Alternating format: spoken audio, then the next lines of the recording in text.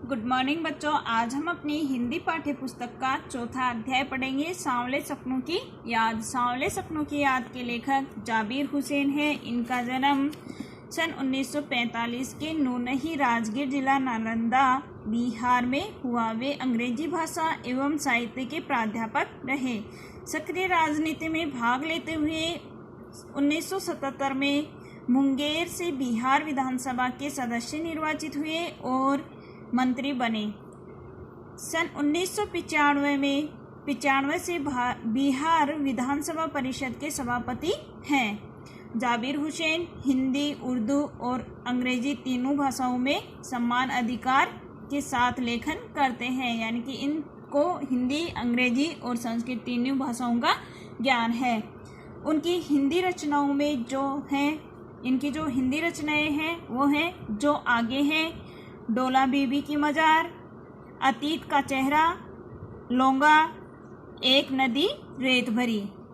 अपने लंबे राजनीतिक सामाजिक जीवन में के अनुभवों में उपस्थित आम आदमी के संघर्षों को उन्होंने अपने साहित्य में प्रकट किया है। संघर्षरत आम आदमी और विशिष्ट व्यक्तित्वों पर लिखी गई उनकी डायरियां चर्चित प्रशंसित हुई हैं। जाबिर हुसैन ने डायरी विधा में एक अभिनव प्रयोग किया है जो अपनी प्रस्तुति शैली और शिल्प में नवीन है। प्रस्तुत पाठ जून 1987 में प्रसिद्ध पक्षी वैज्ञानिक सालिम अली की मृत्यु के तुरंत बाद डायरी शैली में लिखा गया संस्मरण है। सालिम अली की मृत्यु से उत्पन्न दुख और अवसाद को लेखक ने सांवले सपनों की याद के रूप में व्यक्त किया है, यानी कि जो सालिम अली के सपने थे वो सांवले रंग की तरह अर्थात धुंधले हो गए हैं।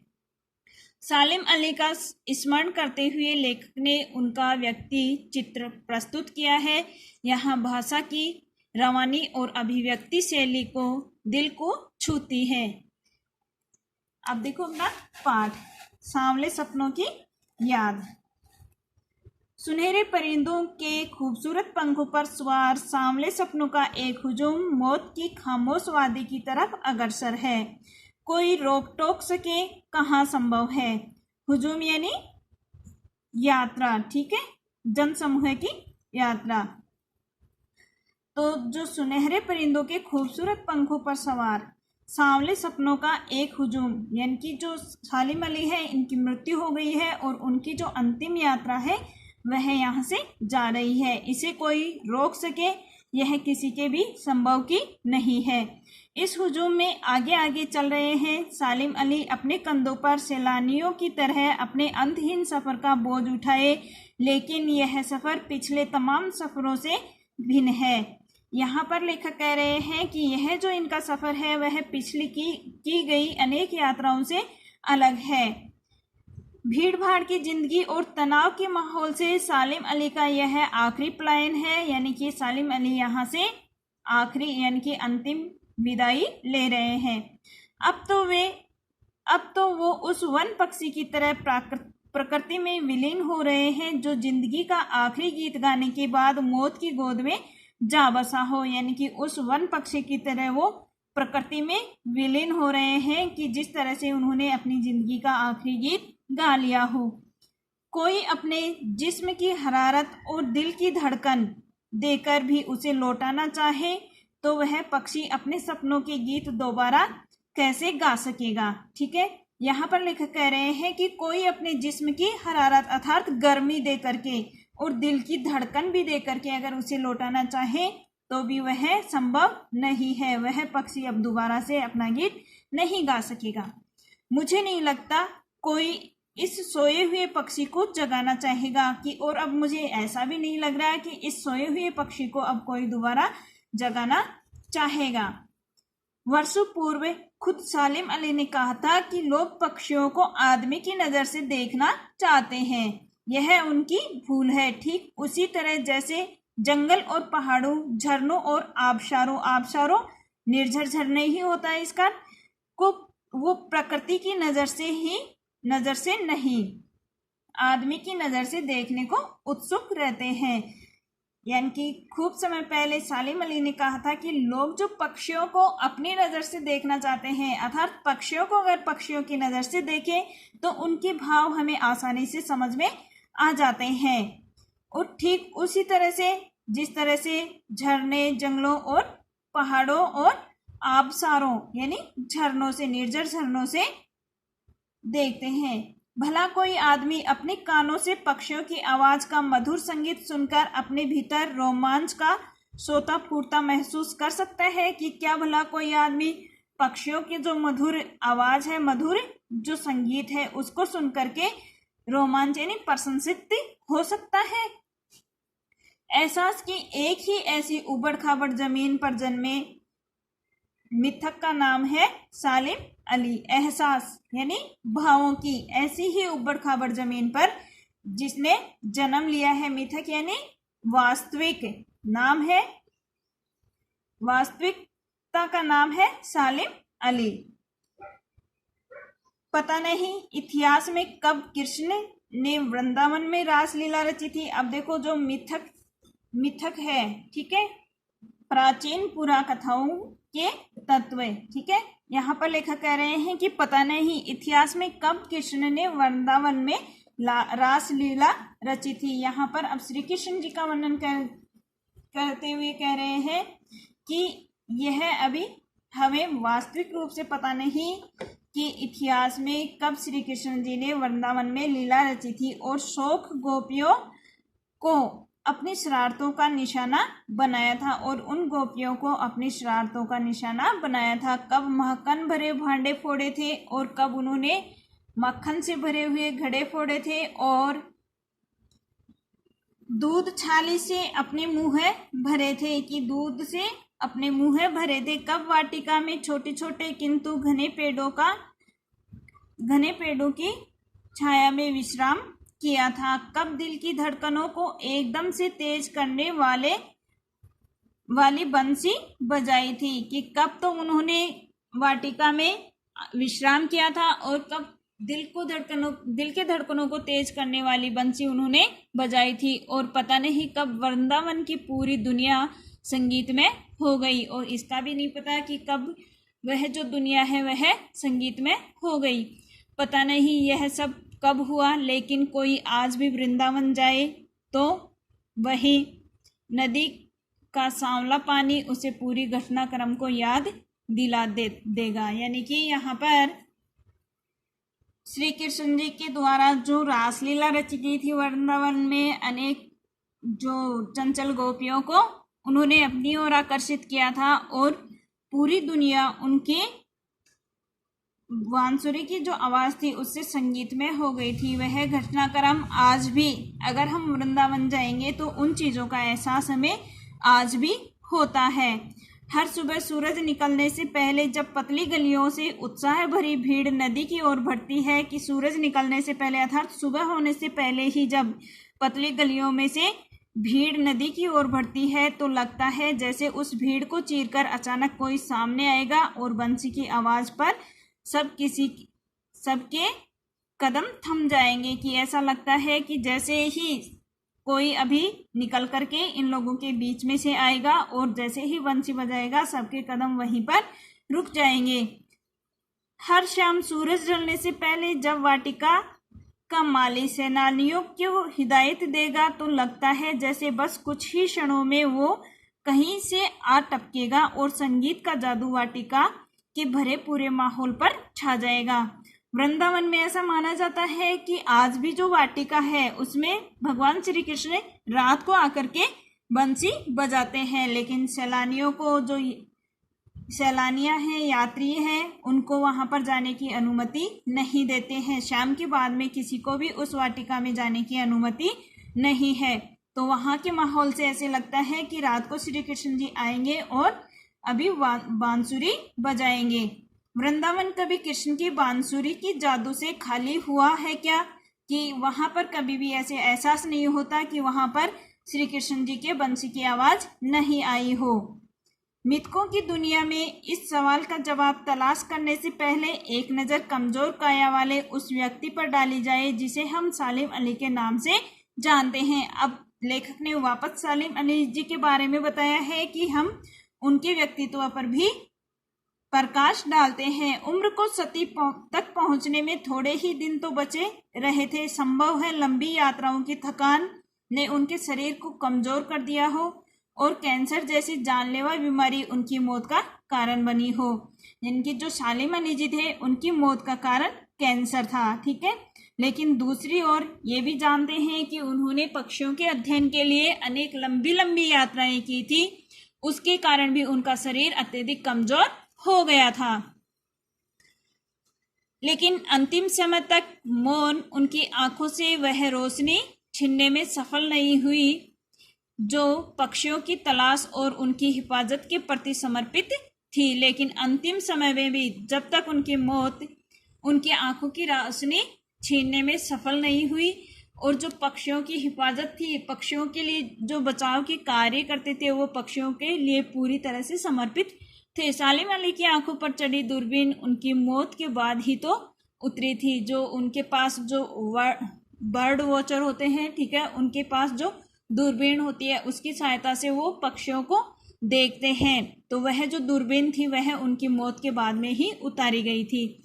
उन जैसा बर्ड वॉचर शायद ही कोई हुआ हो, लेकिन एकांत क्षणों में सालिम अली बिना दूरबीन भी देखे गए हैं। लेकिन जब वो एकांत के समय में रहते हैं तब वो बिना दूरबीन के भी देखे गए हैं।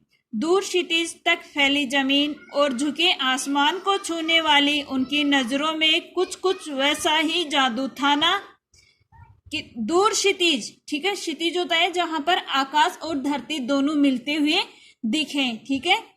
तो दूर दूर तक फैली जमीन और झुके आसमान को छूने वाली उनकी नजरों में कुछ वैसा ही जादू था जो प्रकृति को अपने घेरे में बांध लेता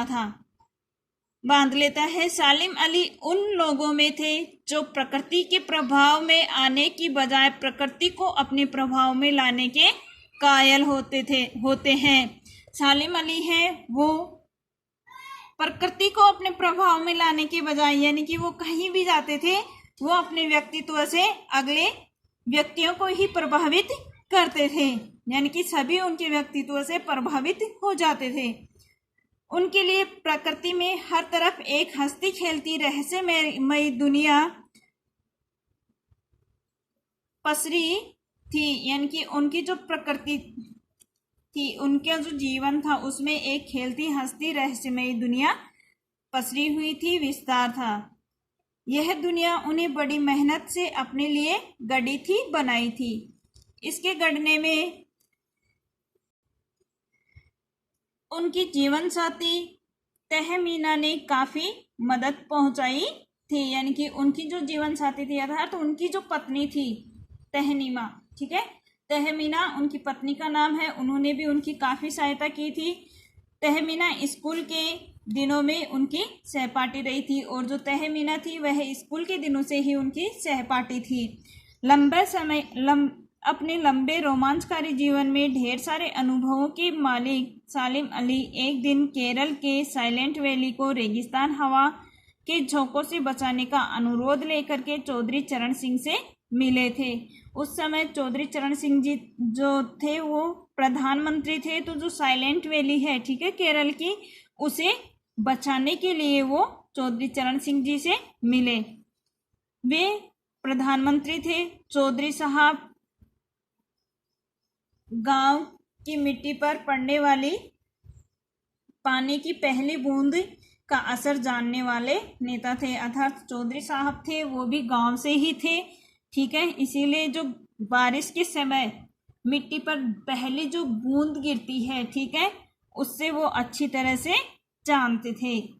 पर्यावरण के संभावित खतरों का जो चित्र सालिम अली ने उनके सामने रखा, उनसे उनकी आंखें नम हो गई, यानी कि साइलेंट वैली को जो भी खतरा था उसका जो चित्र उन्होंने चौधरी चरण सिंह जी को बताया तो उनके सामने उनकी आंखें भी नम हो गई। आज सालिम अली नहीं है, चौधरी साहब भी नहीं है, आज वे दोनों ही यहाँ पर नहीं है। कौन बचा है जो अब सौंधी माटी, सौंधी का मतलब होता है कि बारिश की जो, जब सूखी मिट्टी पर बारिश आती है, ठीक है, और बारिश की जो बूंदें गिरती हैं तब उसमें से महक उठती है, ठीक है, जो सुगंध उत्पन्न होती है उसे कहते हैं सौंधी।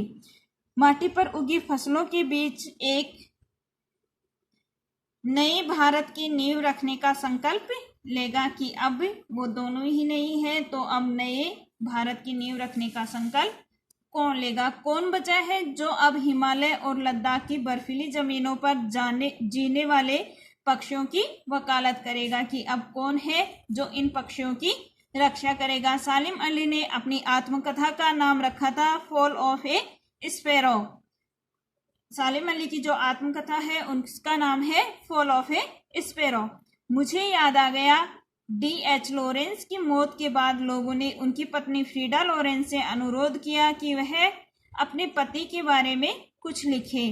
फ्रीडा चाहती तो ढेर सारी बातें लॉरेंस के बारे में लिख सकती थी, लेकिन उसने कहा मेरे लिए लॉरेंस के बारे में कुछ लिखना असंभव सा है। मुझे महसूस होता है मेरी छत पर बैठने वाली गोरैया लॉरेंस के बारे में ढेर सारी बातें जानती है। अर्थात जो लॉरेंस की पत्नी थी फ्रीडा लॉरेंस, ठीक है, उनसे अनुरोध किया गया है कि आप उनके बारे में कुछ लिखो, लेकिन लॉरेंस है उनका ज्यादातर समय पक्षियों के साथ ही बीता था। तो उनका कहने का मतलब ये था कि मैं जितना उनको जानती हूँ उससे कई ज्यादा उनके बारे में जो छत पर बैठने वाली गोरैया है वह जानती है।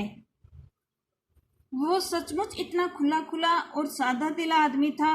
मुमकिन है लॉरेंस मेरी रगों में, मेरी हड्डियों में समाया हो, लेकिन मेरे लिए कितना कठिन है उसके बारे में मैं अपने अनुभवों को शब्दों का जामा पहनाना। मुझे यकीन है मेरी छत पर बैठी गोरैया उसके बारे में और हम दोनों के बारे में मुझसे ज़्यादा जानकारी रखती है। कि मानती हूँ कि लॉरेंस और मैं, हम दोनों का जीवन एक ही था, लेकिन उनके अनुभवों से ज़्यादा जो छत पर जो गोरैया बैठी रहती थी वह हम दोनों की जीवनी के बारे में अधिक जानती है। जटिल प्राणियों के लिए सालिम अली हमेशा एक पहेली ही बने रहेंगे, यानी कि जो मनुष्य हैं उनके लिए सालिम अली एक पहेली की तरह रहेंगे। बचपन के दिनों में उनकी एयरगन से घायल होकर, अब यहाँ पर जो पक्षियों के प्रति उनकी जो जागरूकता थी, उत्सुकता थी, उसके बारे में बताया है कि किस तरह से उत्पन्न हुई। कि बचपन में सालिम अली अपनी एयरगन से खेल रहे थे और एयरगन से घायल होकर एक नीले कंठ वाली गोरैया उनके गिर गई। सारी जिंदगी उन्हें खोज के नए नए रास्तों की तरफ ले जाती रही और वही गोरैया उनको सारी जिंदगी पक्षियों के नई नई खोज के लिए ले जाती रही। जिंदगी की ऊंचाइयों में उनका विश्वास एक क्षण के लिए भी डिगा नहीं। वो लॉरेंस की तरह नैसर्गिक जिंदगी का प्रतिरूप बन गए। वे लॉरेंस की तरह ही नैसर्गिक प्राकृतिक जिंदगी का प्रतिरूप बन गए। सालिम अली प्रकृति की दुनिया में एक टापू बनने के बजाय, टापू का मतलब होता है जो समुद्र के बीच में हो, अर्थात जिसके चारों तरफ पानी हो और छोटा सा ऊंचा स्थान मिट्टी का, ठीक है, बजाय अथाह समुद्र बनकर उभरे। जो लोग उनके भ्रमणशील स्वभाव और उनकी यायावरी यानी जो या मुसाफरी, ठीक है, जो मुसाफरी से परिचित हैं, उन्हें महसूस होता है कि वो आज भी पक्षियों के सुराग में ही निकले हैं। यानी कि जो भ्रमणशील यायावरी यानी मुसाफरी या भ्रमणशील जो व्यक्ति है, परिचित है, उन्हें आज भी यह महसूस होता है कि वह आज भी पक्षियों के खोज में ही निकले हैं और बस अभी गले में लंबी दूरबीन लटकाए अपने खोजपूर्ण नतीजों के साथ लौट आएंगे। और ऐसा लगता है कि वह अभी अपने गले में लंबी दूरबीन लटका करके और खोजपूर्ण नतीजों के साथ, अर्थात पूरी तरह से खोजबीन करके ही लौट आएंगे। जब तक वो नहीं लौटते क्या उन्हें गया हुआ मान लिया जाए? अब यहाँ पर लेखक कह रहे हैं कि जब तक वो लौट कर नहीं आते तब तक ऐसा मान लिया जाए कि वो कहीं पक्षियों की खोज के लिए ही निकले हैं। मेरी आंखें नम हैं, लेखक की आंखें हैं वह नम हैं। सालिम अली तुम लौटोगे ना वापस? वह उनकी जो शव यात्रा है उसमें जा रहे होते हैं और उसमें अपने भाव व्यक्त करते हैं कि तुम एक दिन अवश्य लौटोगे ना। तो बच्चों ये अपना पाठ था। धन्यवाद।